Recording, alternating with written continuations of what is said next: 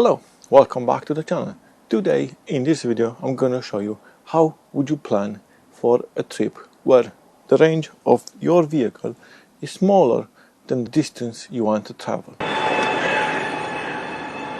So let's have a look. How do you actually plan for a road trip when your range is smaller than your traveling distance?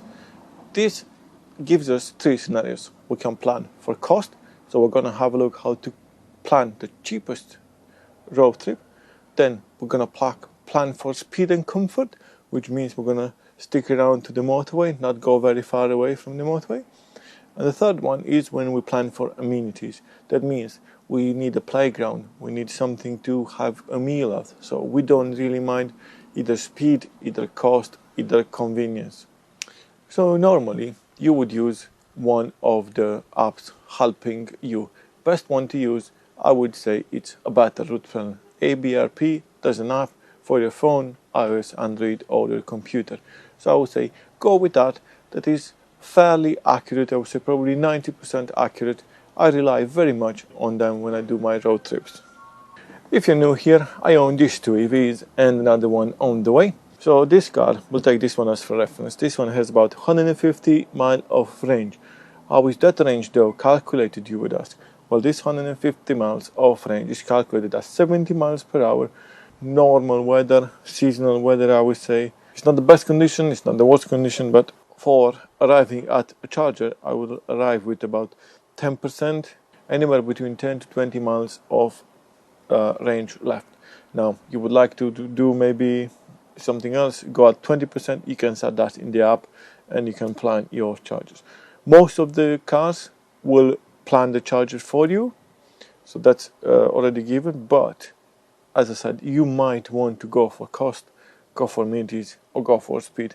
That's why when you need to manually intervene, and apps like Better Route Plan, Zap Map, or even your car's infotainment will come very handy. So we'll use this scenario for all the three potential outcomes. It's 400 miles, which is basically from here to London and back, roughly, and will take 150 miles of range, so we need to charge quite a bit. So in this case, let's open a Better Route Planner. I will actually record my screen. Right, so we first put the navigation in. It gives us one charging station. It's chosen a Tesla one, and we're having our destination with 14%. That is not good enough because we need to come back as well. So we will do a round trip. I will do plan, and this is the most optimal condition. Now let's see where we told us. Now, as you can see here, this first charger is quite far away from the motorway, but it's Tesla, that means it's going to be cheap. Second one, again, as you can see, quite far away from motorway, but again, it's going to be cheap. Third one is actually quite close by to the motorway. It's a Tesla, so looks like already chosen for us all the nice Tesla superchargers.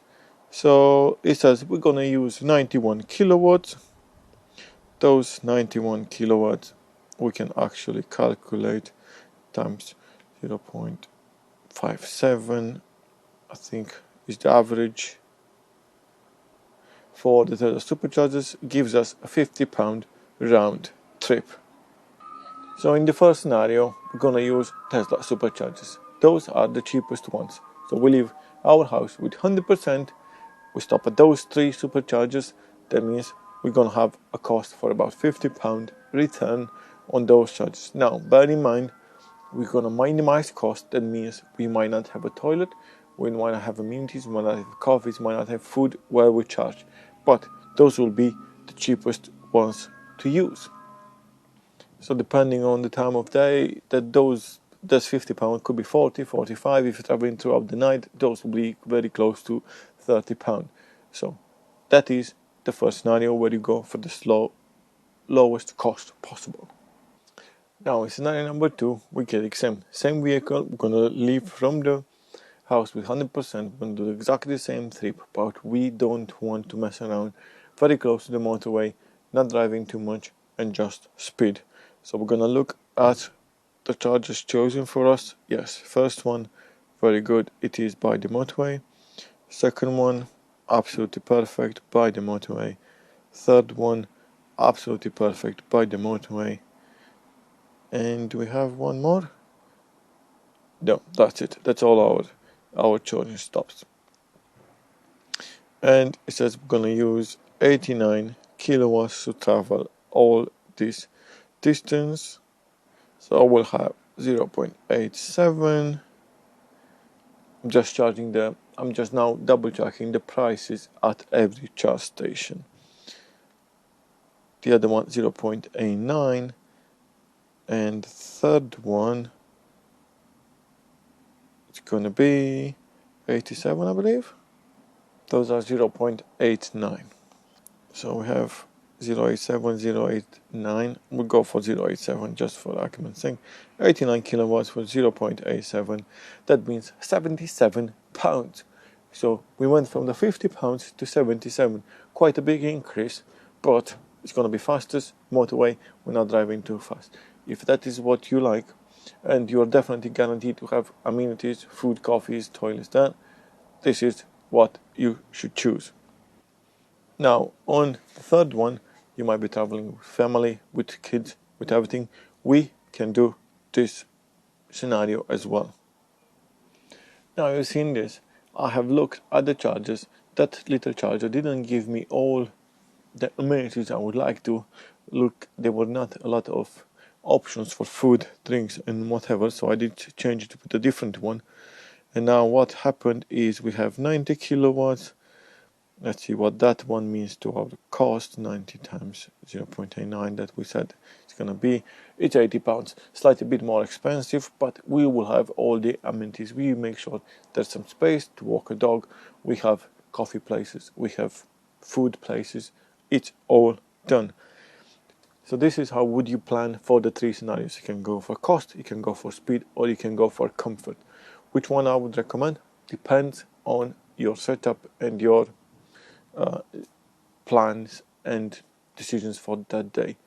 I'm absolutely sure that if it's a rainy day, if it's a cold day, if it's a hot day, those plans might amend, but with an app in your pocket, and normally the cars can do them by themselves, you are not stranded. So I was saying, just use those 10-15 minutes that you want before the trip to give yourself 1, 2, 3 scenarios, and then you don't have any more range anxiety, charger anxiety, and you don't need to think what sort of chargers do we need to do. This app also will be extremely powerful in your hands, because you will know exactly what type of chargers your car can use, and it will never send you to a charger that doesn't or is not compatible with your vehicle. So which one would you choose? Please let me down in comments. If you like this video, smash the like button. Please consider subscribing. Hope you find this very useful. See you in the next video.